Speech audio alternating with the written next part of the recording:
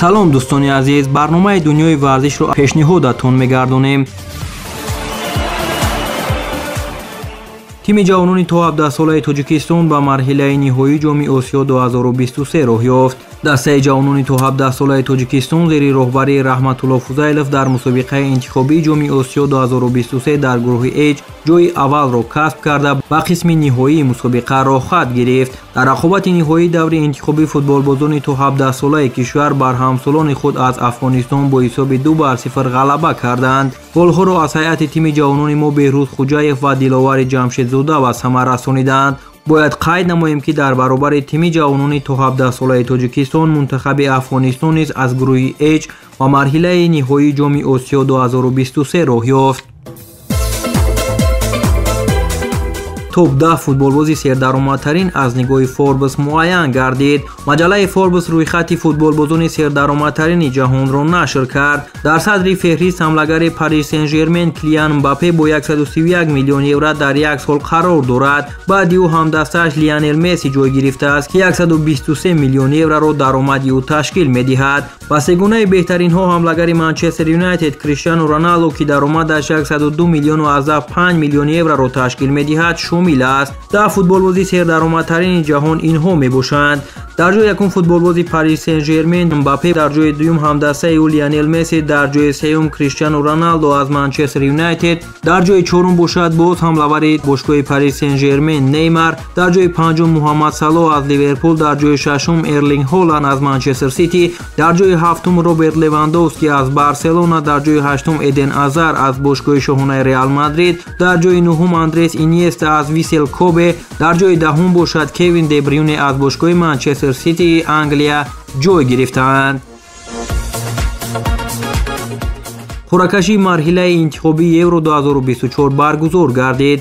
рӯзи 9 октябр дар шаҳри Франкфурти кишвари Олмон қуръакашии мусобиқаи интихобии Евро 2024 баргузор шуд. бояд қайд намоем ки мусобиқа аз 14 июн то 14 июли соли 2024 дар Олмон доир мегардад. натиҷаҳои қуръакашии интихобии Евро 2024: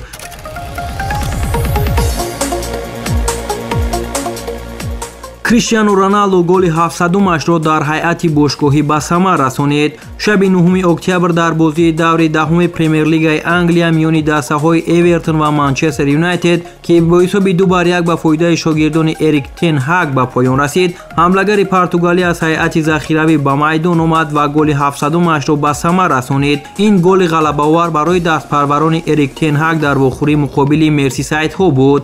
ёдовар мешавем ки Криштиану Роналдо дар ҳайати Спортинг 5 гол, дар ҳайати бошгоҳи шоҳонаи Реал Мадрид 450 гол, дар ҳайати Ювентус 101 гол ва дар ҳайати Манчестер Юнайтед 144 гол дар ҳисобаш дорад.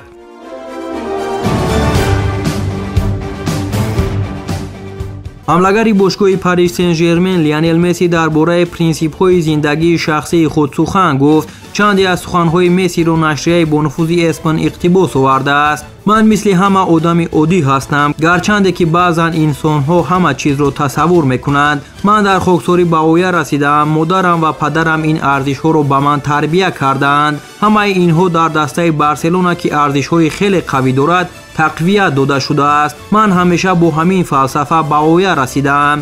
ман якчанд дӯстони воқеӣ дорам. ман ҳамвора дар канори оилаам будам ва ба онҳо паноҳ бурдаам.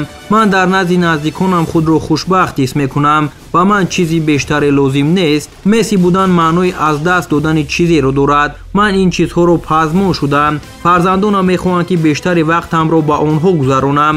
ман мехоҳам ки вақте ба корномаи варзишиам хотима бахшам ки барои оилаам сюрприз шавад.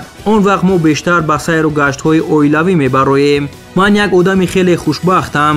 худоро шукр, насибам ба он коре ки аз хурдӣ орзу доштам амалӣ гардид. ман як оила ва дӯстони олиҷаноб дорам ки ин аз ҳама муҳим аст. Лионел Месси қаблан гуфта буд ки мураббӣ шудан намехоҳад. ҳамчунин Месси гуфта буд ки ҷоми ҷаҳонии Қатар 2022 охирон мусобиқаи бонуфуз барои ӯ хоҳад буд. криштиану Роналдо аз сармураббии дастаи Манчестер Юнайтед норозӣ аст. ҳамлагари дастаи Манчестер Юнайтед Криштиану Роналдо аз сармураббии даста Эрик Тен Ҳаг норозӣ аст. менависад рӯзномаи The Times. Ба гуфтаи ин манбаъ Роналду бар ин назар аст ки усули Эрик Тен Хаг барои омода кардани бозингарон чандон муассир нест. дар хотир доред ки Роналду дар ин мавсим танҳо як маротиба дар бозии аввал дар Премер-лигаи Англия ба майдон баромада буд. қаблан хабарҳое ҳам буданд ки Роналду мехоҳад дар равзанаи хариду фурӯши зимистона тарки бошгоҳи Манчестер Юнайтед кунад. Роналду мехоҳад ки пас аз ҷоми ҷаҳонии футбол дастаашро иваз кунад.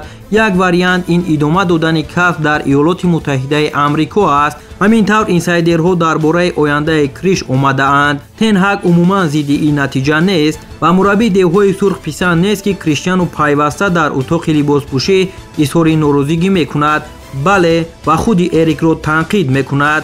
Дэвид Бекхэм дар бораи ҳамаи ин грайдерҳо дар Манчестер Юнайтед огоҳ аст.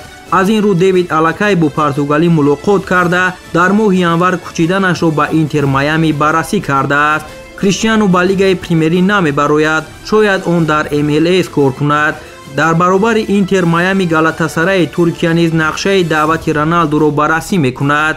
тими футболи Галатасараи Туркия бо ҳамлагари Манчестер Юнайтед Криштиану Роналду қарордод ба имзо расонидан мехоҳад. ба иттилои манбаъ Галатасарай дар равзанаи интиқоли тобистона ба ин бозингар таваҷҷӯҳ зоҳир карда буд, аммо баъдан онҳо натавонистанд ки бо ин бозингар сари мақсад биёянд.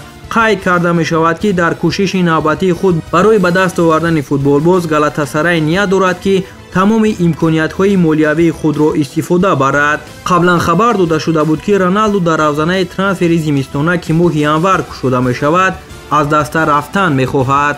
дар баробари ин мураббии бошгоҳи Манчестер Юнайтед Эрик Тен Хаг низ дар ин кор зид нест. дӯстони азиз, бо шумо будам ман Сорбон Амонуллозода дар барномаи Дунёи варзиш. то барномаҳои дигар худ ва наздиконатонро эҳтиёт кунед ва бо YouTube канали Дунёи варзиш бимонед. футбол на танҳо давидан аз паси туп, балки истифодаи ҳунар ба хотири сохтани зиндагии афсонавӣ дар майдон аст.